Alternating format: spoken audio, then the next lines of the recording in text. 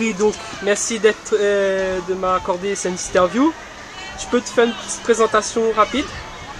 Ben, merci à vous pour écouter à moi. Hein. Et bon, Grégory Posé, gardien de but de la Jeanne d'Arc depuis cette saison, 23 ans, petit, 1m72. Et voilà. Où tu as commencé le football? Première licence FCL Bourg à Salazie, dans le siècle de Salazie. Après, je suis parti à l'US Cambuston. D'accord. L'US Cambuston avait fermé. J'ai atterri S2FA. Ok. S2FA, j'ai fait toutes les sections, hein, moins de 13, moins de 15, enfin moins de 13, moins de 15, moins de 17, entre guillemets, parce qu'entre temps je suis parti en métropole, au FC Rouen. D'accord. En jeune. Quand je suis revenu, j'ai pas joué dans mes sections, j'ai joué directement en équipe senior grâce au S2FA. On a gagné la Coupe Dominique Sauger, on a fini champion de D2 et tout à 16 ans. Donc c'était déjà bien. Et donc voilà, l'année d'ensuite, avec le S2FA, on a accédé à la Super D2, on a raté la montée en première division à la dernière journée. Juste pour revenir sur l'UFC Rouen, qu'est-ce qui n'a pas marché? Pourquoi tu es revenu au SDFA si au FC Rouen ça n'a pas marché? Au FC Rouen, on va dire que je suis arrivé dans un club en pleine construction, en pleine reconstruction. Je devais aller signer un contrat aspirant. En fait, c'était les conditions de base qui n'étaient pas respectées, on va dire. Hein. C'est le mal du pays? Pas vraiment, parce que à la base, je devais signer dans un centre de formation. Quand j'arrive là-bas, j'étais en famille d'accueil à l'internat de l'école, donc et vivre avec 76 € par mois, étant de famille en guillemets modeste, c'était pas évident. D'accord. C'était pour boucler les fins de mois, on va dire que c'était assez compliqué. Et donc, une fois quitté le FC Rouen, tu reviens au SDFA et tu atterris directement en équipe première. Oui, je reviens au SDFA, je joue directement en D2. D2 départemental? D2 départemental. Entre temps étant moins de 17 je crois, moins de 15 ans, deuxième année, j'étais surclassé en moins de 17, à l'époque c'était moins de 17. On a gagné la coupe Francis Coré, le tournoi des moins de 17 de la Réunion face à Madagascar en finale. Et après tout est parti de là. Hein. On a terminé champion de D2. On a gagné la Coupe Dominique Sauger contre la S Bretagne. Et donc voilà. Ensuite, ce sont tes premiers trophées enseignants? Enseignant, c'est le premier trophée. Hein, champion des deux premiers. Deuxième, c'est la Coupe Dominique Sauger. D'accord. Et après, voilà. En tant que titulaire, on va dire. Voilà, donc tu as vite fait franchir les étapes une fois ton retour à la Réunion. J'étais dans un club adéquat à franchir ces étapes-là, en fait, qui faisait confiance aux jeunes. Dans l'équipe première, il y avait moi, les Ridjali qui sont au CNIFC, les Boula qui est à la Saint-Pierroise, Kabidi qui est à l'Excelsior. Il y avait du beau monde quand même. Hein. Et dis-moi, donc ensuite, une fois, tu étais au SDFA et ensuite tu pars à l'US Sainte-Marienne. L'US Sainte-Marienne, l'année où on rate la montée en D1P à la dernière journée avec le SDFA, c'était à l'époque qu'il y avait la Sainte-Marienne et le FC Aviron qui avaient atteint le Graal, quoi. Donc vu le championnat qu'on avait fait, la Sainte-Marienne nous a proposé, moi, Boula, les Ridjali, de nous lancer en D1, en première division. Avec Fares Bouzdira. Avec Fares Bouzdira, Billy. Donc voilà, ça s'est fait comme ça. Moi à la base c'était pour être doublure de Jim Chechel, pour faire la succession, étant donné que Jim Chechel commençait à prendre de l'âge. Et donc voilà, première année, premier trophée aussi, la Coupe de France. Très belle aventure aussi, avec un 7e tour contre Mulhouse qu'on perd 1-0. Et donc voilà. Dis-moi, quel est ton premier match en D1P? C'était contre Saint-Marienne, c'est avec Saint-Marienne, c'est ça? Avec la Sainte-Marienne contre le CNIFC. Ah, et justement, ironie du sort, tu vas au CNIFC après? 2 ans après, j'ai fait 2 ans à Sainte-Marie. Et après, je fais 2 ans au CNIFC. un club qui était en reconstruction aussi, qui n'avait pas beaucoup de moyens. Mais finalement, où tu fais de très bonnes performances.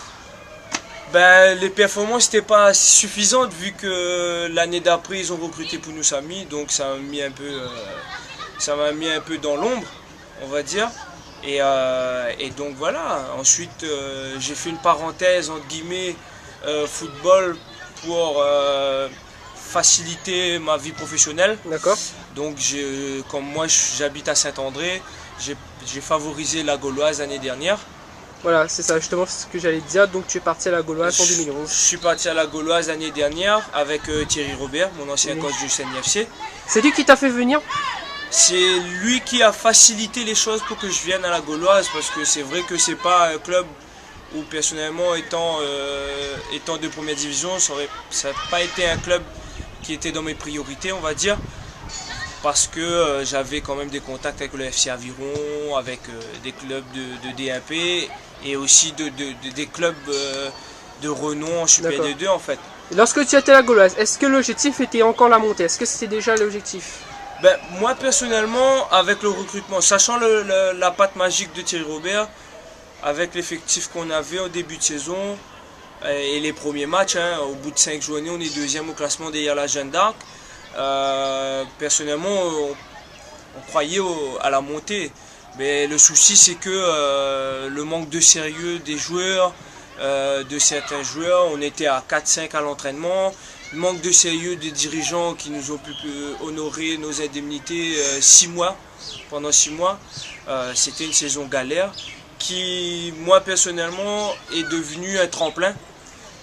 Ben, ça m'a permis de signer, à la Jeanne d'Arc juste après, qui venait de finir champion de Super D2. Et donc voilà. Et dis-moi, quel regard portes-tu sur la Gauloise cette saison? En ce moment, ils sont très très mal, ils sont actuellement avant-dernier. Quel regard portes-tu sur l'équipe en ce moment? Ben, on va dire que la Gauloise, ils ont perdu 11 joueurs titulaires, entre guillemets. Ils ont perdu 11 joueurs titulaires. À partir de là, reconstruire une équipe de A à Z, sachant que la plupart des joueurs avaient signé ailleurs. Là-dessus, personnellement, ils vont lutter. Moi, je pense qu'ils vont lutter pour le maintien, sachant la mentalité de Thierry Robert. Mais ça va être très très très compliqué vu les effectifs qu'il y a en Super D2. Alors donc en 2012, donc cette année tu signes à la Jeanne d'Arc. Alors on a appris dans le journal que ça s'est au début mal passé. Qu'est-ce qui s'était passé en fait pour des matchs amicaux? Ben en fait cette année la Jeanne d'Arc avec Pascal Buteau et tout, avec une nouvelle équipe dirigeante, nouveau président et tout. Personnellement l'intégration ça s'est fait comme sur des roulettes on va dire. J'ai jamais vécu une telle solidarité depuis que je joue au foot, j'ai fait quand même pas mal de clubs. Ensuite on était un match amical et la police vient me chercher à la fin du match me disant que ma voiture a été incendiée sur le parking et tout. Donc voilà, après bon ça n'a pas empêché que ma motivation est toujours là.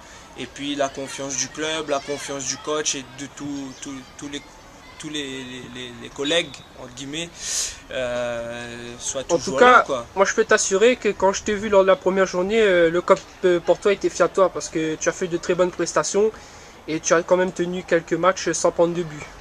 Bah, on va dire que moi et Ludovic Grondin, on s'était lancé un petit défi, voir qui arrivait le plus loin possible en invincibilité. Et finalement c'est toi qui craque. C'est moi qui craque, on va dire.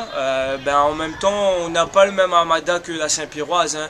La Saint-Pierroise a fait un recrutement assez costaud sur le plan défensif avec Achelous, associé à Boulard, etc. C'est quand même du très costaud, on va dire. Moi personnellement, c'est le maintien de la Jeanne d'Arc qui compte. Ça, c'est des petits plus, mais le maintien de la Jeanne d'Arc qui compte. Petit plus encore, est-ce que dans ta tête, dans un coin de ta tête, tu as la sélection? Tu penses à la sélection? Si un footballeur, lui, il pense pas à la sélection de la Réunion, c'est qu'il n'est pas footballeur. Moi, je suis un compétiteur dans l'âme, malgré les critiques qu'on a dit, ouais, je suis trop petit, etc., etc. Oh, si c'était pour écouter les gens, j'aurais déjà arrêté le foot depuis longtemps. Mais maintenant, c'est clair qu'avec la Jeanne d'Arc, surtout étant très médiatique à la Jeanne d'Arc, en l'espace de 2 mois, j'ai jamais eu autant de coupures de presse dans les journaux depuis que je joue à la Jeanne. C'est clair que j'ai envie de vivre l'aventure de la sélection de la Réunion, quitte à être 2e ou 3e gardien. Pour l'instant, moi à 23 ans, personnellement, je ne me vois pas inférieur à... C'est vrai que j'ai moins d'expérience, mais je ne me vois pas inférieur à un Marbois ou à un Pelops, ou même si je les respecte, il n'y a pas de souci là-dessus. De toute façon, tous les gardiens de but, nous on s'entend, c'est une confrérie, on va dire. Mais c'est clair que l'aventure de septembre-octobre, j'ai ça dans le coin de la tête, quoi. Voilà, la Coupe de l'Outre-mer. Et la Coupe de l'Outre-mer, sachant que l'année dernière, je suis allé les voir jouer à Paris. Non, il y a 2 ans de ça, je suis allé les voir jouer à Paris. C'est clair que c'est une autre atmosphère. Représenter son île en métropole, c'est clair que ça rajoute du piment. Et puis de toute façon, pour taper dans l'œil du sélectionneur, ça passe par les résultats. À partir du moment où la Jeanne d'Arc sera bien classée, ça voudra dire que les prestations sont là, quoi. Donc on verra bien. Maintenant, c'est pas une fin en soi. Si cette année il n'y a pas de sélection de la Réunion, ça va être pour les prochaines. Si par exemple tu n'es pas sélectionné pour la Coupe d'Outre-mer, tu espères pour 2014, la Coupe d'Outre-mer 2014 ou les Jeux des îles 2015? Par contre, l'objectif du Jeu des îles à domicile, ça c'est vraiment un objectif. C'est vrai que là, on va dire que c'est un peu prématuré, mon retour en première division, la Coupe de l'Outre-mer en fin d'année, c'est vrai que c'est un peu prématuré. Si le sélectionneur, si mes prestations conviennent au sélectionneur, tant mieux. Mais maintenant, ça va pas me plomber le moral, hein. Maintenant, c'est clair que par contre, je vais mettre les bouchées doubles pour la sélection de la Réunion, pour les Jeux des îles à domicile. Ça, c'est clair et net. Merci beaucoup Grégory pour cette interview. De rien.